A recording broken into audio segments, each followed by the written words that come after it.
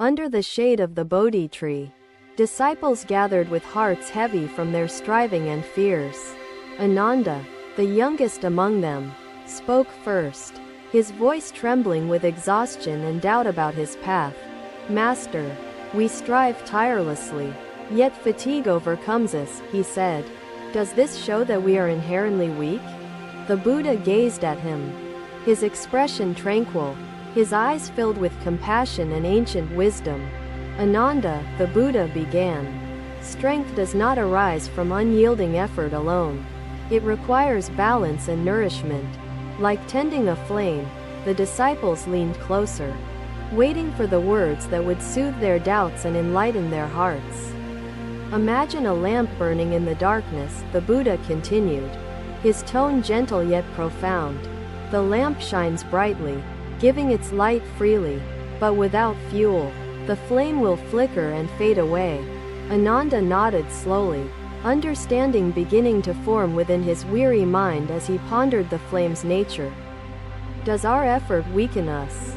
Then, he asked, are we extinguishing ourselves with each step forward? The Buddha's voice softened, a ripple of serenity flowing through his words. Effort itself is not the cause of fatigue, but effort without awareness, effort without renewal, this leads to imbalance, causing our strength to falter, the Buddha added. Consider the farmer who worked his fields day and night, believing his constant toil ensured his harvest success. The Buddha shared a story, his voice imbued with wisdom and empathy. There was once a merchant who sought happiness in wealth, amassing treasures and building grand houses. So, Master, Ananda asked hesitantly, how can we tend to our flame, ensuring it burns steadily without consuming itself? The Buddha smiled gently, his answer resonating deeply with each listener's heart and spirit. Through mindfulness, Ananda, through honoring the balance between effort and rest, striving and peace, the Buddha replied, strive with purpose, but do not cling to the striving, for it is clinging that drains your strength, he continued. Learn to listen to your body's signals, your mind's whispers, and embrace the rhythm of renewal, he advised. The disciples began to understand the harmony that the Buddha spoke of, a delicate dance between effort and serenity. But how can we find serenity in the midst of striving? Master? Ananda asked, his eyes seeking guidance. The bird in flight does not resist the wind, the Buddha explained. It rides the currents, expending only necessary energy. The river flows gently to the sea, embracing obstacles, yet never ceasing its journey, the Buddha further elaborated. Life is not a battle. It is a journey that demands awareness of both action and inaction, he concluded. The disciples bowed their heads, each lost in contemplation of their own lives, their own paths, and their own flames. Ananda raised his voice again, his courage rising from the wisdom he was receiving.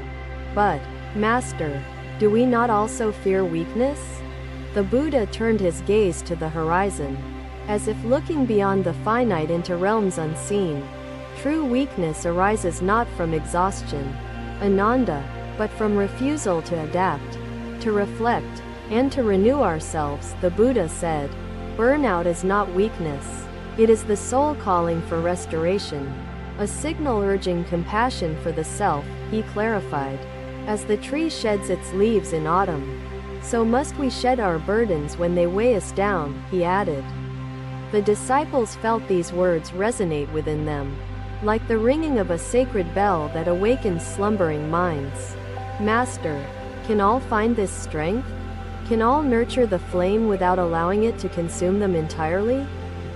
The Buddha smiled, his expression serene, his words deliberate as rain falling upon parched earth. All possess the capacity to nurture their flame, to find balance, to live mindfully, to harmonize effort and peace. The disciples leaned in, eager to hear the resolution of the tale. He met a wise man who said, do not fight the elements. Work with them, and you will find abundance. The Buddha's gaze swept over his disciples, his presence a source of comfort and inspiration. Let us walk together, not in haste but in harmony, each step mindful, each breath a renewal, he said. The disciples rose too, their fatigue lifted, their spirits infused with the strength found in mindful living. With each step they took, they carried the Buddha's teachings not as burdens, but as light guiding their path. Their striving no longer felt like a struggle, but a flow, an embrace of both the effort and its balance. Together, they journeyed forward, their flames nurtured, their hearts renewed, and their purpose clearer than before. Another day, the disciples walked alongside the Buddha, their thoughts burdened by the struggles they had witnessed in a village. As they approached a flowing river, the sound of water soothed their spirits, inviting reflection upon their journey and challenges. The Buddha stopped by the riverbank, seating himself on a rock, gesturing for the disciples to rest beside him. Sariputta, his face lined with concern, spoke first, his voice hesitant yet filled with curiosity about life's burdens. Master, in the village, we saw the people laboring tirelessly, their bodies weary, their faces strained with exhaustion. Is their suffering due to weakness? Or do they lack understanding of balance and renewal in their lives? The Buddha gazed at the river, its gentle flow reflecting the sunlight, his expression serene and contemplative. Sariputta, the river flows tirelessly, embracing obstacles and bends, yet it draws its strength from rain and replenishing streams. He traced the water's edge with his finger, the ripples expanding outward as he spoke with wisdom and care. These villagers toil with devotion, yet they forget to replenish their spirits. Much like a river without rain, he explained, even the mightiest river, if denied its sources of renewal, will dwindle and eventually run dry, he added thoughtfully. The disciples nodded slowly, their eyes fixed on the flowing water, sensing a deeper truth within the Buddha's words. Master, Sariputta asked, how can we, like the river, find sources of renewal amidst the demands of life's journey? The Buddha turned to him, his gaze kind and unwavering, his voice steady as the river's current. The river teaches us a vital lesson. Sariputta, it embraces replenishment as essential, not as an admission of weakness. The bird rests in the shelter of the tree before continuing its flight. It does not question this rhythm. Similarly, we must recognize the importance of rest and renewal, viewing them as partners to our efforts, the Buddha said. Ananda spoke up, his voice tinged with curiosity, seeking clarity for the challenges faced by the villagers. Master, if rest is vital, why do so many fear stepping away from their toil, even momentarily? He asked. The Buddha smiled gently, his answer unfolding like the petals of a flower in the morning light. They fear appearing idle, Ananda, or losing progress, for they equate constant action with strength and fulfillment, he replied. But strength is not measured by unyielding labor alone.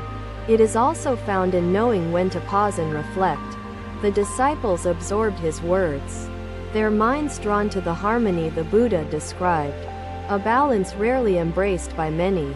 The Buddha gestured toward the river once more, drawing their attention back to its timeless, flowing wisdom. Observe how the river bends around rocks. Sariputta, adapting without losing its purpose or its destination, he said. Effort is not about rigid determination. It is about flow, about harmonizing with the rhythm of existence, he added. Chandra, the youngest disciple, spoke hesitantly, her voice soft yet seeking understanding from the Buddha's guidance. Master, how can we teach others to embrace this rhythm of effort and renewal when they cling to their struggles? The Buddha's gaze softened further, his voice like a melody that carried both solace and profound insight. We can teach by example, Chandra, by living mindfully ourselves, and showing that strength lies in balance and renewal. As the lotus emerges from the mud, Its beauty arises from its harmony with its surroundings, he said. Teach not with words alone, but with actions that reflect the wisdom of balance and mindful living, he encouraged. The disciples sat in silence, their thoughts embracing the river's flow and the Buddha's timeless wisdom on renewal. The Buddha continued, his words flowing like the river's current, carrying his disciples toward deeper understanding. When you feel overwhelmed, remember the river. Step back, reflect, and seek the sources that replenish your spirit, he advised. True strength lies not in endless striving, but in finding harmony with the rhythm of life's demands and rest, he concluded. The disciples felt a calm wash over them, like the river's embrace, their burdens lightened by the Buddha's teachings. Together, they rose, their steps slower, their hearts more attuned to the balance they now sought to embody. As they walked, the river's flow accompanied them, a constant reminder of the wisdom shared by their compassionate teacher. Through mindfulness and balance, they carried the Buddha's teachings with them, ready to share renewal with others they encountered. Another day, the disciples awoke to the soft hues of dawn, their hearts longing for further understanding and enlightenment. As they journeyed together, they reached a serene lotus pond, its surface adorned with blossoms gently swaying in the breeze. The Buddha paused at the water's edge, his gaze serene, the lotus blooms reflecting in his calm and knowing eyes. Chandra, the youngest disciple, hesitated before speaking, her voice trembling with vulnerability and the weight of her inner struggle. Master, I fear my strength has left me, she admitted. I feel unworthy to continue this path. Burdened by doubt, the Buddha knelt by the pond, plucking a single lotus blossom, its delicate petals unfolding in perfect harmony. Chandra, he said, his voice gentle yet steady. Behold this lotus, rising from the mud to bloom in radiant beauty. The lotus does not resist the mud, nor does it shun the sun. It embraces all, finding strength in balance. The disciples gathered closer, their attention captivated by the Buddha's words and the symbol of the lotus in his hand. Strength is not the absence of struggle, the Buddha continued. It is the ability to rise, to renew, to endure. Ananda, moved by Chandra's honesty, asked, Master, how can we find this strength when our hearts feel heavy and our minds clouded? The Buddha's gaze softened as he placed the lotus into Ananda's hands, its petals trembling yet unbroken. Ananda, he said, strength begins with compassion for oneself. For only through self-compassion can we find clarity and renewal. Imagine the deer in the forest, the Buddha said. It grazes peacefully, resting when needed, never questioning its worth. So too must we care for ourselves, honoring rest and reflection as essential to sustaining our journey, he explained. The disciples listened intently, their spirits lifted by the Buddha's wisdom and the imagery of the deer and the lotus. Chandra's voice quivered as she asked, Master, how can I trust in my strength when I feel so deeply uncertain? The Buddha smiled, his words carrying the weight of timeless understanding and boundless compassion. Chandra, he said, uncertainty is not the enemy.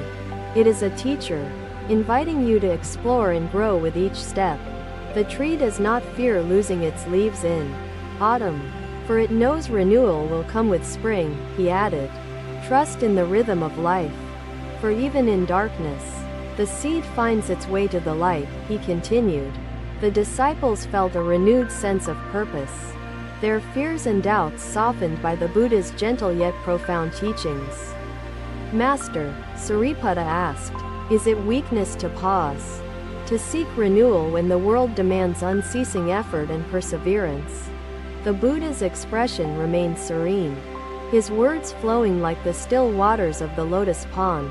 Pausing is not weakness, Sariputta, he said, it is wisdom, the recognition that strength requires moments of stillness and reflection. The river flows unceasingly, yet it finds stillness in quiet pools. Gathering strength for its continued journey, he added. Learn from the river, and from the lotus, that strength and renewal are companions, not adversaries, he concluded. The disciples sat in quiet contemplation, the lotus pond reflecting the tranquility they now sought within themselves. The Buddha gestured toward the pond, inviting them to observe its gentle, harmonious relationship with its surroundings. The lotus blooms not because it strives relentlessly, but because it exists in balance, drawing from the mud and the light. Similarly, your strength lies not in constant striving, but in harmony, in knowing when to act and when to pause. Chandra gazed at the lotus blooms. Her heart lightened, her mind clearer as the Buddha's words settled within her. Master, she asked, her voice steadier, how can we carry this understanding into the world, where demands are endless? The Buddha's gaze held hers, his answer resonating with the timeless truth he embodied in every step and word. You carry it by living it, Chandra, he said, by showing through your actions that balance is the source of strength.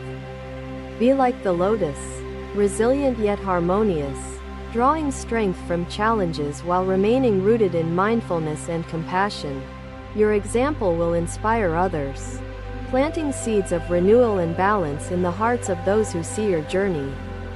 The disciples rose as the sun climbed higher, their hearts lighter, their path illuminated by the Buddha's teachings. They walked together, each step a meditation, each breath a renewal, their spirits renewed by the wisdom they had received. The lotus pond remained behind, yet its reflections lingered in their hearts, guiding them toward mindful, compassionate living. In solitude, you must come to see that you are never separate. The universe resides within you, as you within it. Thank you for watching.